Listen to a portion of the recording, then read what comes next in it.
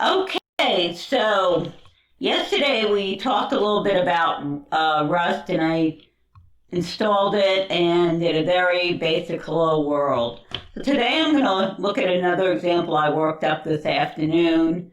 Right now, these are the Rust docs, and they go into great detail about pretty much anything you need to know. And I kind of pulled some of the different pieces together. My idea was I wanted to use cargo, and we're going to talk about that. But I also wanted to have modules. Now, in Java, you have packages, and inside packages you have classes. Well, you kind of, from what I can tell, you have modules, and you can have modules within modules. So let me show you the official example they gave. So this is an example they did. So you have a module called front of house, and that has hosting and serving, which is submodule, and they have, of course, functions or methods. But we'll be getting, I'll show you what I did in a few minutes. But let's start looking at cargo. So what is cargo? Cargo is essentially their version of Gradle or Maven, or there are other ones that you might use if you're using C. I think it's CMake or something of that nature. I'm used to Gradle and Maven for the most part.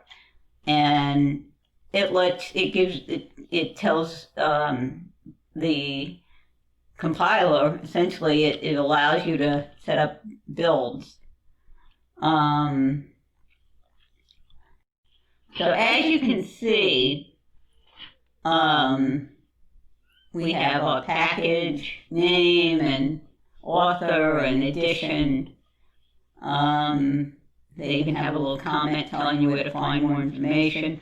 And here are dependencies. So the only dependency I'm using is the random number module. Very simple program, and let me just make sure I'm here. Yeah, very simple program, and I mean the program was very simple. It simply has a module that has a method that produces a random number that the main program calls. Now, this is interesting. I had originally set this from 6 because the docs were talking about 6, but then I saw an X here, which probably wasn't sure what that meant because it was working. But when I moused over here, you can see it tells you what versions are out there. So I was able to go to 8.0. The other files I mentioned, let's see, this is my main. So what main does, and I had to play around with this for a while to get it to actually find that which I wanted it to find.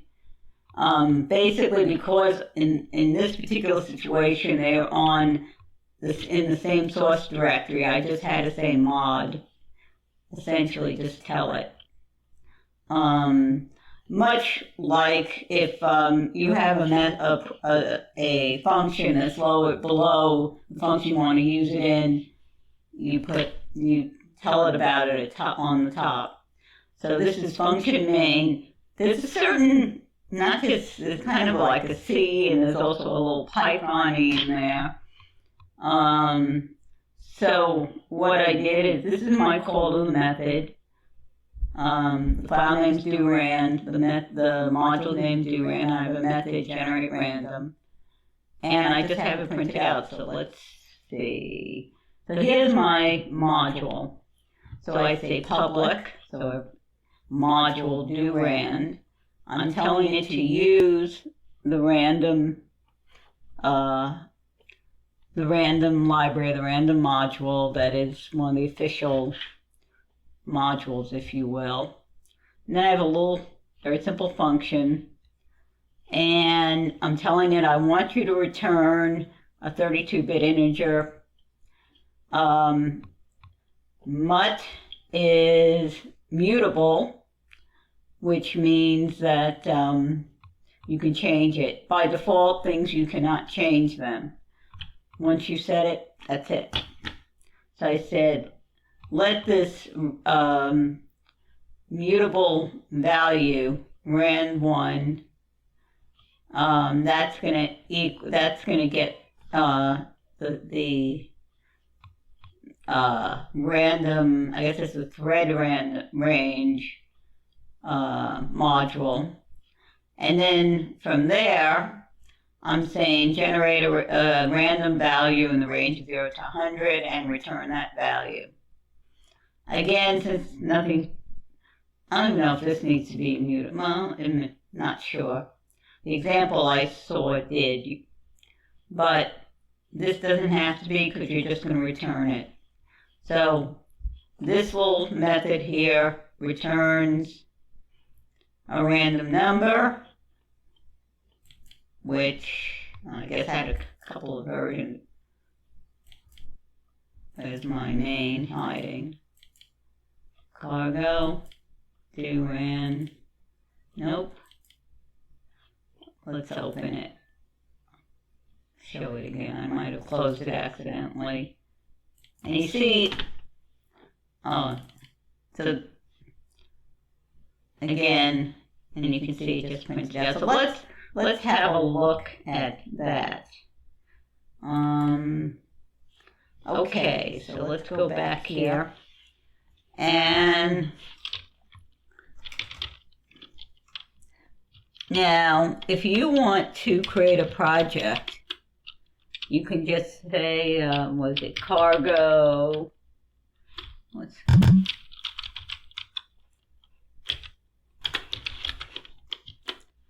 To make it be quick. Let's see.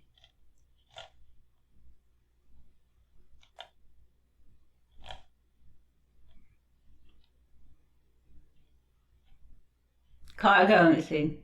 So we can do, we're right here in project, cargo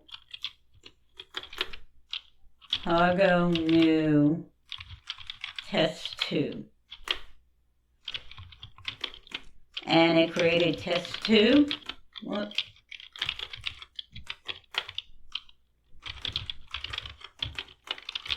And it's and has that TOML file, which is essentially like your pom.xml or your Gradle file. And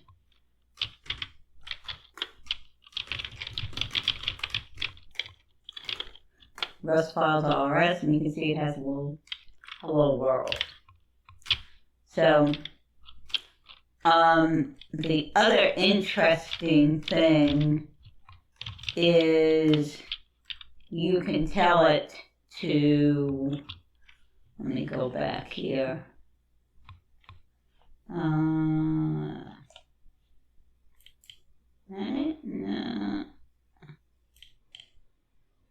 No.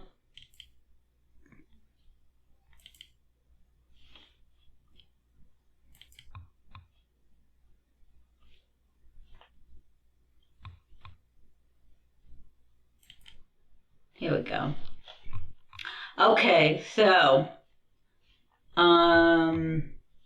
what they talk about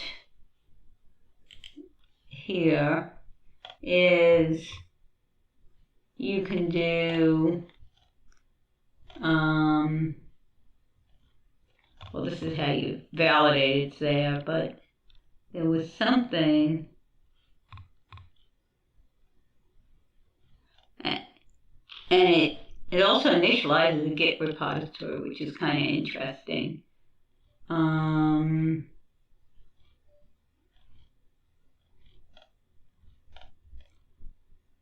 Let's see. Well, I'm not seeing what I was thinking about. At any rate, let's go back.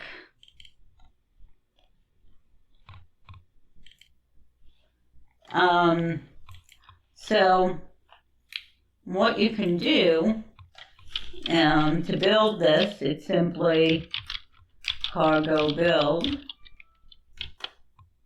And obviously this is just a hello world. And you can go in here, target, and lock keeps track of which your versions are, which is an interesting feature. Because you have to do that yourself in Maven or Gradle. So we can just run it. Oops. And we get hello world. Now let's go back to the example. It's a bit more the one I did.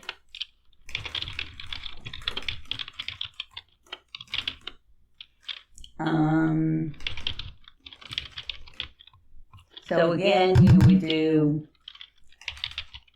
cargo build. And since it's already built,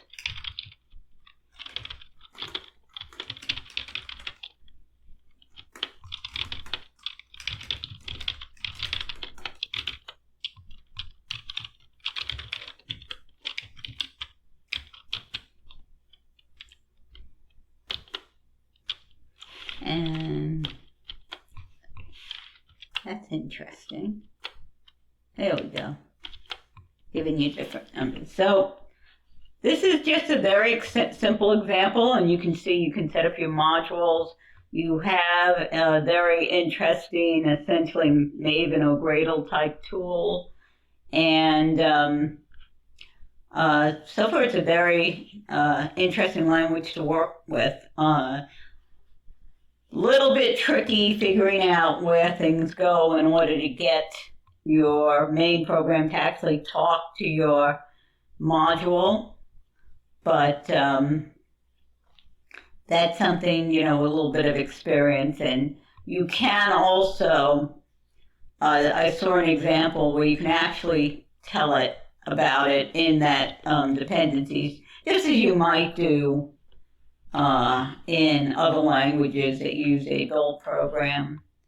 So anyway, I hope this was interesting, and we will be getting back to Polkadot, and I will see you next time.